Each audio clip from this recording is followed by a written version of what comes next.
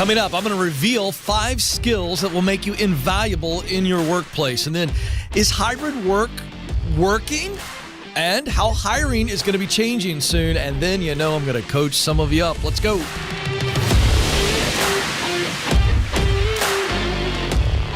Helping you win in work and in life by giving you the competitive edge to make more money and more impact. That is our goal, and we start every show with a little coaching session, if you will. A little, hey, everybody gather around with your notebooks, pen in hand, pencil in hand. Pencil is my preference. 3 of them right here on the desk. The old school pencil sharpener just over there to my right. I love a good pencil. Let's go. 5 skills that will make you invaluable. I also could have titled this 5 skills that will make you promotable. This is content that I wrote in depth on in the best-selling book just over my shoulder, this way, right over there. There it is. I never can tell. There it is. I actually did that right one time, Nathan. It's very exciting. My number 1 best-selling book, From Paycheck to Purpose, and we wrote 2 chapters on how to get promoted. And these skills are just 5. There are many, many soft skills. In other words, people skills that you need to be always sharpening because it's what sets you apart. And we're seeing this now come out in many studies, LinkedIn publishing this, CNBC article recently that we shared on this show, that employers, leaders, hiring managers are desiring and hiring for soft skills, people skills. And so you need to be aware of this. So here we go. 5 skills that if you go from 0 to hero, and by the way, you can go from a 0 to a 10 on all 5 of these. This is going to make you invaluable and thus make you promotable, okay? So here we go. The first is likable.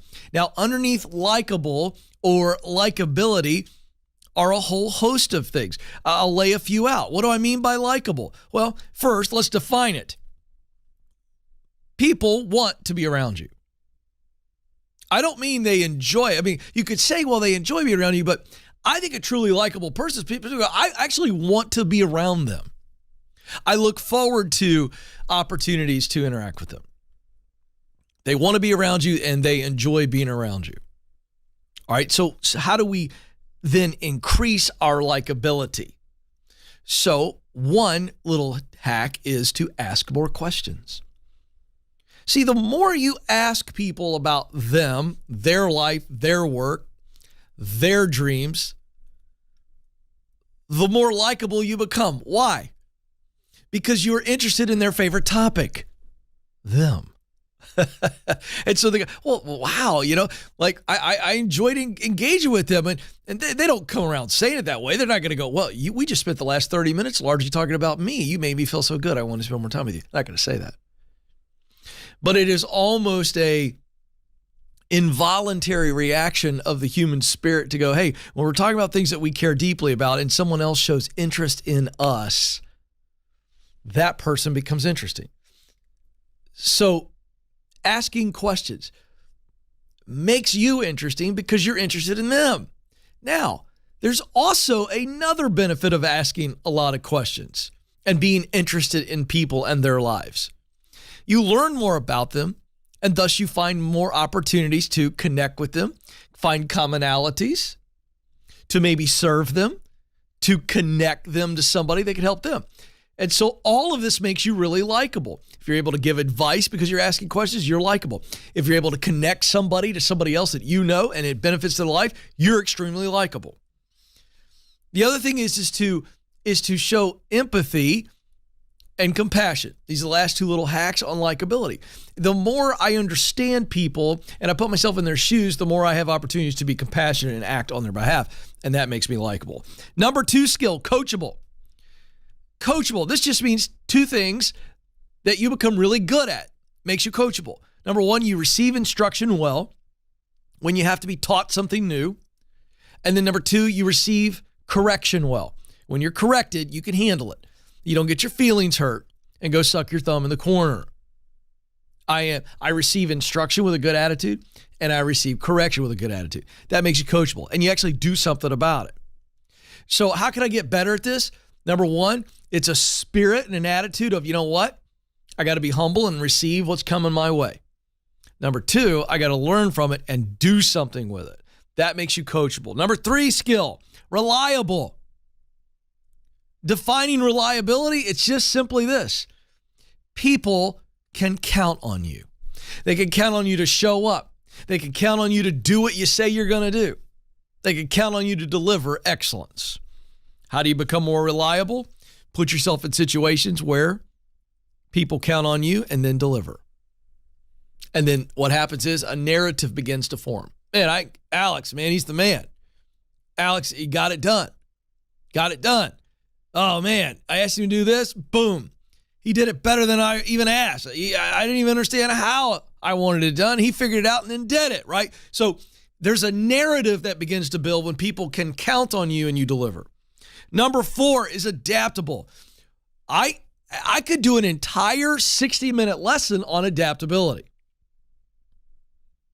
In 2021, this particular soft skill was the number one desired skill that hiring managers were looking for, according to our friends at LinkedIn.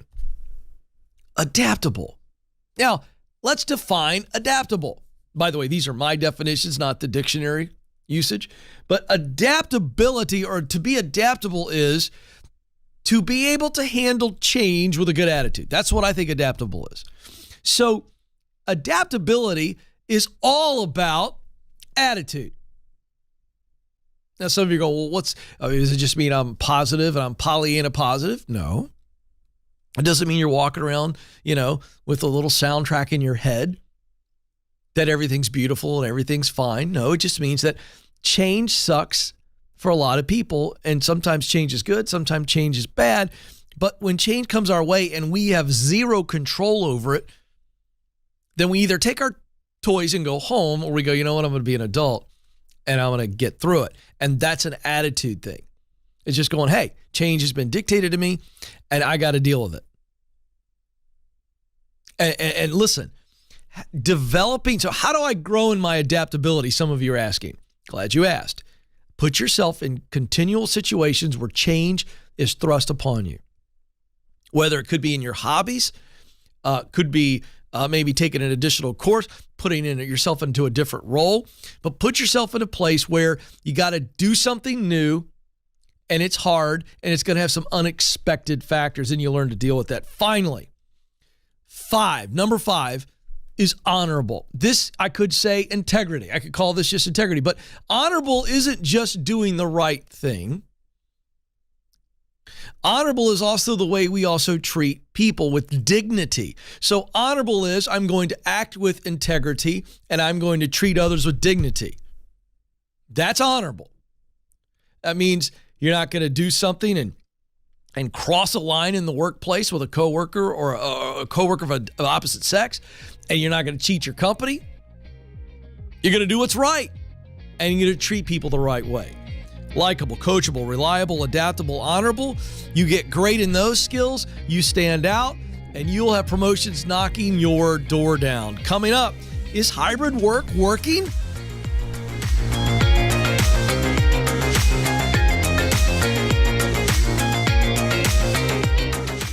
So you just landed the new job. Congratulations. You've made it past the interviews, and now it's time to onboard with excellence. That's why I created How to Stand Out at Your New Job. This free checklist will help you succeed from day one and may even help you get promoted. These practical steps set you up to add value, help your team win, exceed your leader's expectations, and ultimately set you up for a successful transition. To get started, just go to kencoleman.com/new.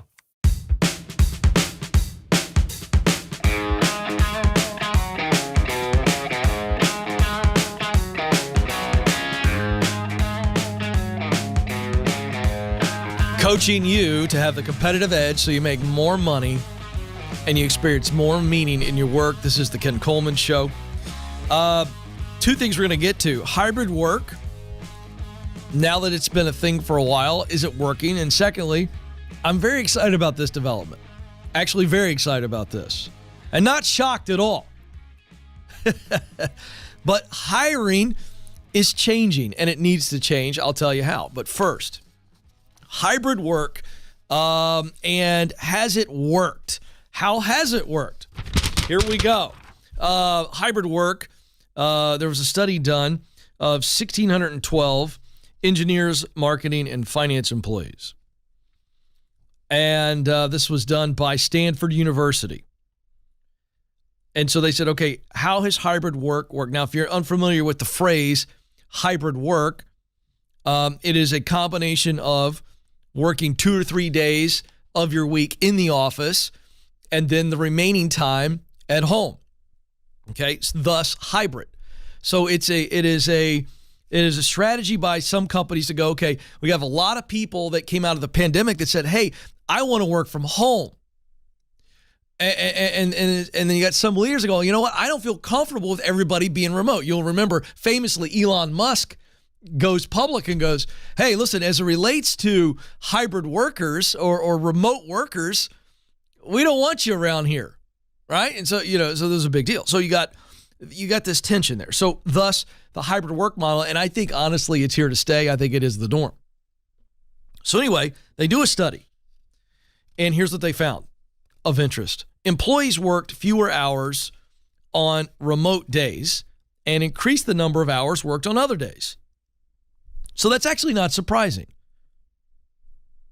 Listen, you could be the best remote worker that you want to be, but if you're working from home, let me just tell you something. You're going to be distracted by the dog, the garbage man, whatever, okay? So that's not surprising. Employees work fewer hours on remote working days, but increase the number of hours when they're in the office. Of course, there's a natural accountability and pressure for you to be there a little bit longer. Now, this was interesting. For those who worked from home in this hybrid model, so they had the option to work from home, they reported slightly higher productivity. There was also an 8% increase in the lines of code written by that group compared to in-office employees. So, one could be an opinion, but we're talking about now engineers, developers that are writing code for software. And they actually had an 8% increase in the amount of code written compared to the in-office employees. And that's why you're seeing so many programmers say, I want to work remote because they honestly, and they're right, they can do what they do from a laptop in Bora Bora or in Sheboygan. I mean, they just can't. It doesn't matter. So very interesting. And so the study comes away with the takeaway. Well, here's the deal. It's working. And again, folks, this comes down to one issue. And we talk about this all the time on this program. Hybrid work and remote work, they can all work, but it all comes down to leadership and the way that leaders treat their employees. If they feel empowered and that they're trusted, and it is all about production and what you do, not punching the clock, not silly reports, not micromanaging, certainly not spying on people, then it can work. So there you go. Okay, next. This is from the Wall Street Journal. And this is a opinion piece by a guy by the name of Callum Borchers. And so, great piece. Completely agree. A couple things to point out. Managers, and he's a reporter, but so he's been talking to people, workers and managers said they're still struggling to find good people. And job seekers are saying they're applying online and they feel like they're shooting their resumes into the dark. We've talked about this on the program, right? That's why I endorse ZipRecruiter. Because a lot of you are sending out resumes and you wait to hear something and all you hear is crickets. And this is, by the way, this is very disheartening for people. Are the crickets ever going to stop? I guess I have to hit the button to stop it. Okay, I should pay attention to my production notes. There's nothing more discouraging than being ignored. Nothing. And so those of you who are submitting resumes all the time and you're not hearing anything back, It's wildly discouraging. So here's the rub. Managers going, we can't find good people. And then you all are saying, I'm applying and I'm not hearing anything back. And this is the problem. There's no human connection anymore. Everybody's using job screening, artificial intelligence, even small businesses, where basically it's a filter, and if you don't have the keywords right on your resume, or you answer a question one word off, your resume gets thrown to the trash heap. And folks, this is a massive problem. We saw data on this. I shared this on the show last year, that in 2021, HR executives estimated that over 1 million qualified candidates never got noticed. And this is asinine to me. When you've got leaders going, we can't find good people, and we've got 11.3 million people, 11.3 million jobs open, and we've got 8.4 million people unemployed. The issue should not be finding people. The issue is the way in which business today is going about this. And it's all about efficiency. Well, I'm going to create an artificial intelligence software to make it easier for me to do interviews. And leaders, you're losing. You are not discovering, attracting, and hiring great talent. And I got leadership news right here. I don't care how many conferences you go to. I don't care how many books you read. Your ability to lead and to be a great leader is completely predicated on one thing and one thing only, and that is the talent that you are able to assemble. I mean, how many of you know what I'm talking about? How many of you have seen great coaches take over crappy teams and they'd get nowhere? Anybody look up Bill Belichick's record with the Browns? It ain't so good. How did Nick Saban do with the Dolphins? He sucked. Why? They didn't have the right talent. I've said this before. You Patriots fans get your feelings hurt on this. Go look up Bill Belichick's career record without Tom Brady. It's not good. It's about 35% win percentage. I'm not saying that Bill Belichick's not a great coach. Don't misunderstand me. What I'm saying is that it helps when you got an all-time great quarterback. So back to this issue. Here's what this reporter is saying. For those of you looking for jobs, you got to get the old school walk-in mentality. There was a day where you walked in and you said, are you hiring? And you handed some of your resume. And I wrote an entire book. It's on the shelf behind me. #1 bestseller called The Proximity Principle. It's all about two things, people and places. When I put myself around the right people and I put myself in the right places, an opportunity shows up and knocks on my door. I don't have to kick the door down. That's a bunch of Hollywood motivational gibberish. So, leaders, you better get back to the old days, and they're saying that this is the trend, and I think this is going there, and I think it's great. Leaders, you got to get back to the point where you're interviewing people first and foremost, not putting them through a screening process. Look them in the freaking eye and ask them questions. #2, for you, those of you that are seeking jobs, use the proximity principle. It's good old-fashioned relationships. Have somebody that you know or that you know that knows somebody in that company, walk your resume in, hand it to the hiring manager, say, hey, I know about this guy or this lady. Here's how I know about them. I think they're a fantastic candidate. We ought to give them an interview. Now, let me tell you something, folks. That works, and it's always going to work. So that is really, really good news. Okay, quick announcement here really quick, because coming up next, we're going to talk about Shopify, big cuts, and wacky college classes. But first, our coaching program. It's available right now, kencoleman.com/coaching. Coaches that are certified that I endorse can do one-on-one coaching with you. Go to kencoleman.com/coaching today. Don't move.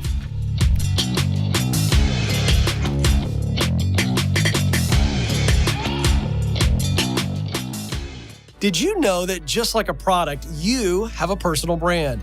It's the image or impression others form about you based on your interactions. And whether we realize it or not, our personal brand impacts opportunities to grow in our careers. That's why our team created the Personal Brand Survey. It's free, and it will give you personal and professional feedback so you can own your strengths and uncover any blind spots holding you back.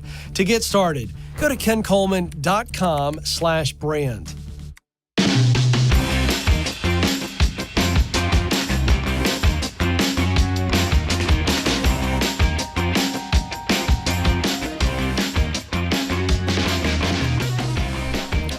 As a man of the people, I keep you abreast of what is going on. I was on Mornings with Maria Bartiromo, the Fox News broadcaster legend, was on Mornings with Maria this morning talking about the job outlook. What does it look like with this looming recession? Which, by the way, I'm live right now. I don't believe Jerome Powell has done his press conference yet, has he?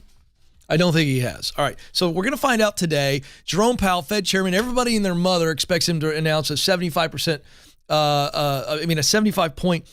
rate hike. And so anyway, I was on Fox Business this morning, and they were asking, okay, is there something to read into all of these cuts? And folks, I am here to keep you calm. Because if all you do is watch Fox News, CNN, MSNBC, whatever flavor you like, it's just all stuff designed to scare the you-know-what out of you. Okay? That's the game. And you've got to be mature enough, and you've got to be disciplined enough to go, okay, this is what the headlines are. Let me dive in. But you also, if you just tune into this show, I got your back. So let me explain what I'm talking about not reading fear into a headline. Okay, here we go. This is from the good folks over at CNN. Headline, Shopify to cut 10% of staff after making wrong bet about pandemic online shopping boom. Dum, dum, dum. It's just, here we go. But it's pretty simple. This is not anything out of the ordinary. So you can't read things like this and go, oh my gosh, Shopify. This is a platform for people who want to start businesses. What must this mean? Oh, no. Well, let me tell you what's really going on.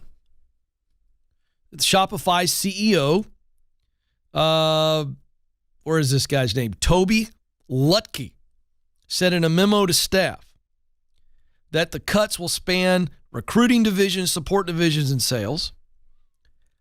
And he literally says in this memo, before the pandemic, e-commerce growth had been steady and predictable. And as a result, they hired a bunch of people. They decided to expand rapidly. This is not abnormal. If you look at the numbers of what online retail sales were during the pandemic, so 2020 and 2021, they were out of sight. It was unbelievable. People were buying everything online. They weren't going anywhere, and they got used to, I click a button and I get something delivered to me, right? And so this is still a habit. This isn't going anywhere. But what you're seeing is because of inflation and because of a looming recession, and it's been reported now for months, people get scared and then people get smart. Smart people go, you know what? I'm going to dial back my expenses a little bit. We're going to just tighten things up. We'll see what's going on. And in this case, Shopify is doing the same thing. The CEO came out and said, look, we staffed up big time, expecting the rate of online sales to stay high. And it's slowed down, and we have to make adjustments. Folks, don't read anything else into that. Businesses do this all the time. They hire, they staff up for what they think is going to be a particularly advantageous climate for them. And then when the climate changes, they have a stock price. We talked about Oracle, one of the biggest companies in the world. They cut jobs. It doesn't mean that Oracle's going out of business. They just look, we got to make some shifts. So just another example of that. I said that today. Look, we're still in a really hot job market. You're going to hear more news of layoffs, but that's just part of the cycle. It's like being on a roller coaster. Keep riding it. Okay. This story from Fox News, this got my attention. I sent this to Alex. Was it this morning? I said, we got to do this. 15 of the wildest, wackiest college classes taught in America today. So I don't know if I'm going to get to all 15. Amanda, you haven't seen this yet, have you? This is very exciting. All right, so if you're new to the program, I'm a guy that is very cynical about the the value of a college degree in today's world for most occupations. There are a few where it is non-negotiable. You got to have it, so I'm for it. And I have a construct that looks at college this way. Is it the only way to get where you want to go? Is it the best way? If the answer is no to either one of those two questions, then there's an alternate way. And I've also said that college has become a rite of passage that we've been told for decades is the only way to success. And now it's become a status symbol, and it's summer camp on steroids, Alex. You've heard me say this on the show. And now I bring evidence. Now, this is going to make some of you parents a little sick to your stomach, but you'll be okay. Here we go. Now, I also want to point out a little bit of a tease. That Fox, whoever put this article together, they said all 15 are wild and wacky. I actually beg to differ, Alex. So here we go. I'll tell you the ones that I don't think are wild and wacky and why. All right, here's one, introduction to surfing. On the wacky scale, 1 being not wacky, 10 being ludicrous. This is like a 4. I didn't think this was crazy wacky. This is Pepperdine. It's an introduction to surfing. It's a 1-credit course. You know, it is what it is. Now, this is the one. Now, you ready for this? If a 10 is ludicrous, this is a 12. This is the name of the course, folks. Nature of Society, Beyonce, and Intersectionality. I did not make those words up. There it is on the screen. That's right. Beyonce and Intersectionality. What is it? 3 credits at Texas Christian University are taught the characteristics of the Houston-born pop queen. Parents, if you're paying for that crap, you ought to be ashamed of yourself. You might as well just go take a stack of money and light it on fire. Really? All right. Number 3, tree climbing. Now, I thought this was funny. This is a 9 out of a scale of 10. The Outdoor Education Department at Ithaca-based University. This is at Cornell, excuse me. This is an Ivy League school, folks. Yes, you got it right. They're teaching people how to get up into the tree, how to move around, and maybe climb to another tree. And you wonder why I rail against higher education. This is nonsense. By the way, I learned how to do that on my own. Anybody keeping score at home, my brother was better at it than I was. But I learned how to climb a tree on my own. There's one with arguing with Judge Judy. There's nip, tuck, perm, pierce, tattoo, and balm. This is all about the global influence of bodily appearance changes. Yeah, that sounds valuable. Here's another one that's ridiculous. Harry Potter, Understanding Good and Evil. This is a 4-credit seminar taught by High Point University. This examines the fine line between good and evil. Let me tell you something. If I go audited that class, it's a bunch of freaks and nerds that show up at Barnes & Noble when a new book comes out. Boy, I'm going to get it for that. Somebody's going to send me an email on that one. But you know I'm right. This is a place for those people to gather and make friends. That's all that is. I'm just going to lay that one out for you right now. Here's one that I thought was a good course. Dealing tactfully with difficult people. That's from UCLA. I think that's actually good. That's a soft skill class. I think it's fantastic. Here's one, Joe, you'd appreciate this one. This is called Cal to Cone. That's right. It's a Penn State course on how ice cream is made. And then this one, Clap for Credit. This is ridiculous. This is at the University of Wisconsin, where you get 1 credit for showing up to a 50-minute lecture each week to listen to other people perform, and all they want you to do is clap for them when they're done. So you're bribing people in for an audience for the musicians. It's ridiculous. Now, this is a good one. There's a class on failure at NYU, and this is largely in the arts, taught at the Clive Davis Institute for the Arts, and teaches them how to deal with failure. I love it. Then a couple more ridiculous ones. Lady Gaga and the Sociology of Fame. That's University of South Carolina nonsense. The Introduction to World Puppetry from the University of Connecticut. How the Simpsons saved American literature from Hofstra. Oh, make it stop, please.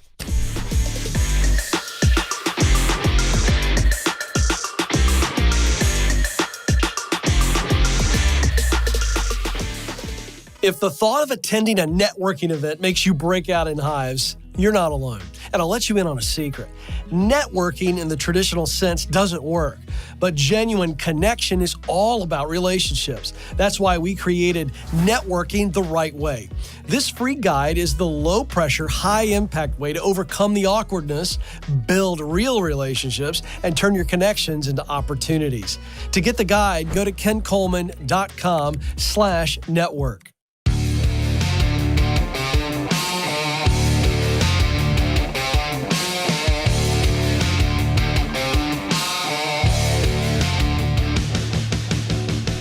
Welcome back to the Ken Coleman Show, where we coach people up so they've got the competitive edge to make more money and experience more meaning in their work. And by the way, folks, make no mistake about this, you are always competing. You should be always competing. Some of you don't know you're competing because you don't feel like you're competing. You really aren't, but you're in a competition. You're just sitting there. And I'm here to help you win the competition by coaching you up. 844-747-2577 is the phone number. You can email the show, ask@kencoleman.com to schedule a call. The phone number is 844-747-2577. All right, let's go. This is fun. Across the pond, if you will, Bedford, England is where Aaron joins us. Aaron, you're on the Ken Coleman Show. Good evening from the UK, Ken. What an honor it is to talk to you from across the pond. I love it, sir. I can't wait to get over there myself. How can I help you? Ken, just to try and cut a long story short, I'm sure you're going to be asking me some questions. Is it okay for me to reopen my salary expectations during the hiring process? I'm now fully aware of what the job entails after a first interview with a future employer and the responsibilities that come with it. Well, when you say reopen, does that mean that you guys have already talked about it at some point early on, or it was posted with a salary, and so now you're going, all right, tell me what's going on up to this point. So initially I spoke to the business and talent department, which seemed to be a bit of a middleman between myself and the what will be my hopefully future manager, who set up the first interview. At this time, they asked me some further questions about the expectations of the role, including salary, which I obviously based off of some research in that sector on some recruitment websites. But it became apparent that during the interview with the manager of the department, that it's a bit more techie, sort of cyber-based, which piques my interest in that I'm looking to reset my salary expectations moving forward because the salaries within that sector are higher. Right.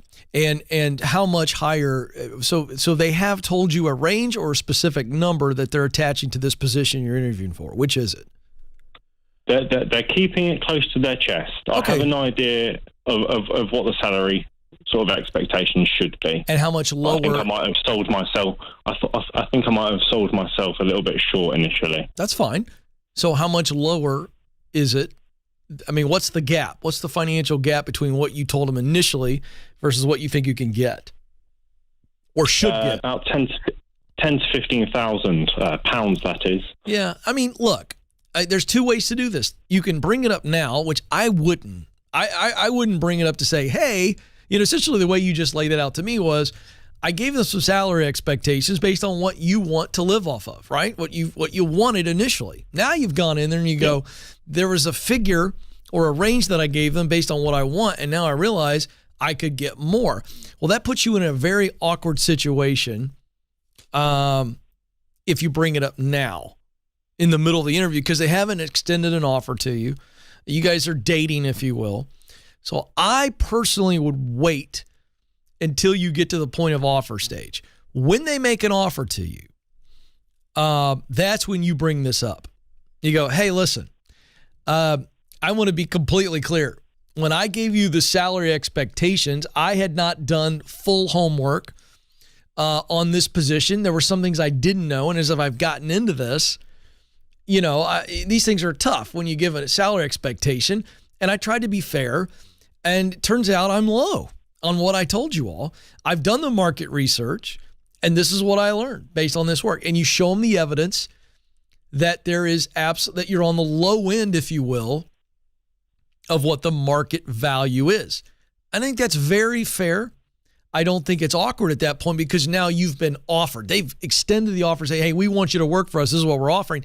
And that's where the negotiation would lie, is in that point anyway. So that's why I'd wait. You know, you've already done what you've done. Let's play this out. And then I think, again, you make the case and you put it in their lap. You go, look, I'd like to do it, but I need to do it for this amount of money, and here's where I've come up with that number. Show them the evidence of that, and then you're fine. So there you go. You got it. Always love when we get a call from across the pond. I got to get over there and do a show. All right, don't move anywhere. More of your calls coming up.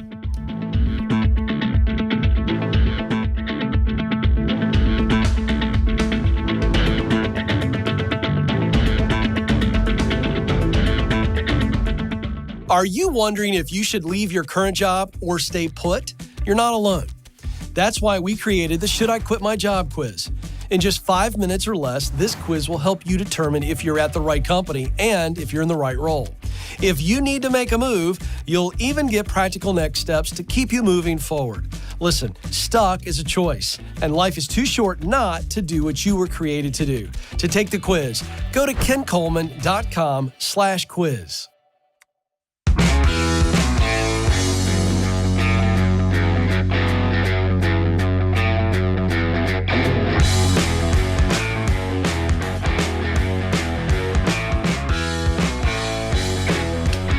Helping you do what you were born to do. This is the Ken Coleman Show. You've joined us during our coaching session where I coach men and women one-on-one. One of the things I coach all of the audience to do is to make sure that you're always looking, always eye on opportunities. That's why I endorse ZipRecruiter.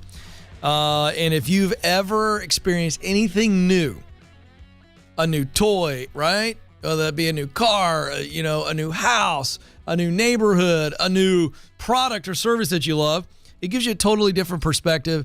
And if you're in a crappy culture, in a dead-end job, new is a part of the process of transformation. That's why I endorse ZipRecruiter. They are going to give you options all the time. It doesn't cost you a nickel. They're always recruiting on your behalf, looking for jobs that fit your profile. Go check them out, ZipRecruiter.com/Ken, ZipRecruiter.com/Ken. All right, so our last caller was from Bedford, England, and now James is in Miami, Florida. We're globe-trotting today. I love this. James, you're on the Ken Coleman Show. Hi, and thank you for taking my call. You bet. What's up? I'm a full-time student right now. I'm taking summer school, going into my sophomore year of college. But it's in a field that I'm not interested in. My parents kind of forced me to go. And I know what I want to actually do. I want to become a full-time knife maker. It's something that I've had a passion for a long time. Okay, all right. Hold on a second. You're a little muffled. Let's see if you can adjust your phone a little bit. Did I hear you say you want to be a knife maker, as in I cut the watermelon with a knife? Is that what you said? Yeah, Okay. Okay. Well, not like kitchen knives, more like pocket knives. No, yeah. I know. I just wanted to make sure I heard you properly. So you want to make knives? Oh, yeah. Okay, gotcha. Correct. Have you ever had any experience doing this? I have not. I have talked to other makers, very successful makers who are self-taught. Nice. And I've done a lot of research on the machinery to use. Where does this interest come from, and when did it hit you? I've been interested in knives and cutlery for a long time.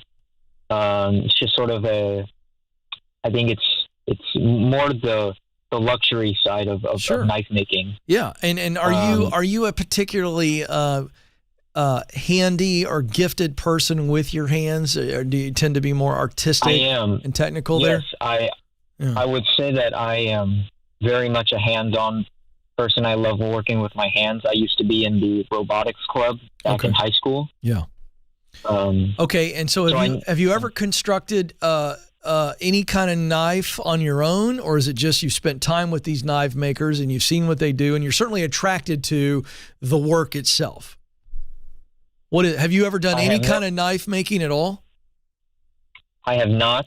Currently, I am working with a knife company to produce one of my designs. Fantastic.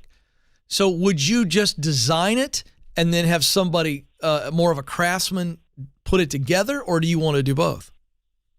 I would do both. I would have there's kind of two lines. I would have my own handmade lines, which are more expensive, and then a production line that's less expensive. Okay, so so I've been asking a lot of questions because I want to get a range here on what we're dealing with.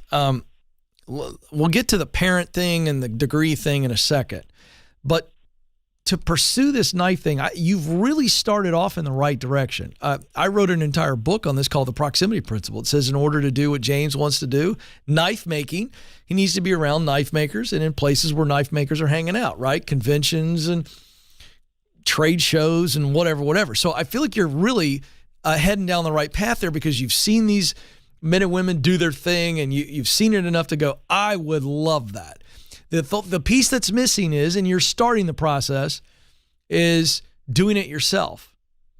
And I would just be very cautious about spending much money, whatever that ends up being in your world and what you make, or, well, you're a college student right now. So you got to be careful here on overspending, spending too much money. I'd rather there be time. And I'd rather you go to work for one of these people, in a full-time job and just become immersed in the entire culture and learn from observation, number one, and then learn from experimentation. And take your time. And that means, so you're either working a day job that may have nothing to do with the knife industry or get into that industry where you can actually make a living, and take your time and learn your way through it. Because you're spending money. Well, a company's going to do my own prototype. Well, nobody knows who you are. And this isn't a negative. I just want to give you proper perspective. You've never made a knife. Period. You need to make one and suck at it and then learn something from it and then keep going. So that's what I want you to do there. Now, on the parents and the degree thing, there's no question in my mind, you don't need a degree to be a successful knife maker. However, you're on the front end of this deal. So we don't know if you've got what it takes yet because you haven't done enough. And so I would be pursuing the knife making either on the side and continuing to go to school, or sit down with mom and dad and go, Mom and Dad, I'm never going to go to college. I don't want to go to college. There's nothing, even if the knife making doesn't work, it's not the field I'm going into. And I'd like to at least press pause or get you all to understand that I've got a plan. And college isn't part of the plan. But if you don't have that conversation with mom or dad, and you keep going to school and you can't stand it and it's sucking the life out of you, let me tell you what's going to happen. You're going to resent them. And I've said this before. I'll say it about 5,000 more times on this show when I get these type of calls. If you do something you hate to please your parents or your wife or your girlfriend or whoever, the very people that you are trying not to disappoint will be the people that you resent. And so I would rather disappoint someone than resent them. Here's why. The disappointment's on them. It's my life. They got to deal with my decision. But the resentment is on me. You feel me, James? I do. Questions? I gave you a lot to think about. What's fresh on your mind right now? So I definitely do understand that perspective of rather them being disappointed in me than me resenting them. With my situation right now, they're paying for, all my expenses, rent-free. I'm going to college debt-free, food and everything. Yeah. But it's still, in terms of the coursework, it's sucking the life out of me. I know. And so it's just, you got to have a conversation with mom and dad. You got to have a conversation with mom and dad. Say, Mom and Dad, let me ask you this. Can we sit down as a trio and come up with a plan where I could maybe I find a school that would give me some basic training that I could use one day in the knife making business? I think mom and dad want what every mom and dad in the world want. They just want their kid to be a productive citizen, right? In their morals and things of that nature, and they want them to be able to provide for themselves and be successful. That's what all mom and dads want. And so mom and dads many times think they have a better idea than the kid does, and sometimes they do. But you got to sit down with mom and dad, since they're funding everything, and go, hey, I can show you a path to where I can be a successful knife maker, and the investment you're making in a traditional 4-year school plus my board, my room, and my food and all that stuff can still go towards putting me on the path to professional success. That's the conversation. I have talked to them about it. What'd they say? They've pretty much been growing up saying that college is, I got 30 seconds. What'd they say? Did they say we're for it or against it?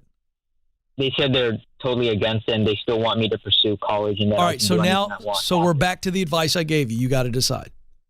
You don't have to go to college, but mom and dad don't have to pay you to go to college and do all these other things. So you got to decide. You're at a crossroads, young man, and I'm going to tell you, I would always follow my heart every time. I got to get out of here. This is the Ken Coleman Show. Press on. Thanks for listening to The Ken Coleman Show. For more, you can find the show on demand wherever you listen to podcasts and watch the show on YouTube. You can also find Ken across all social media by following @Ken Coleman.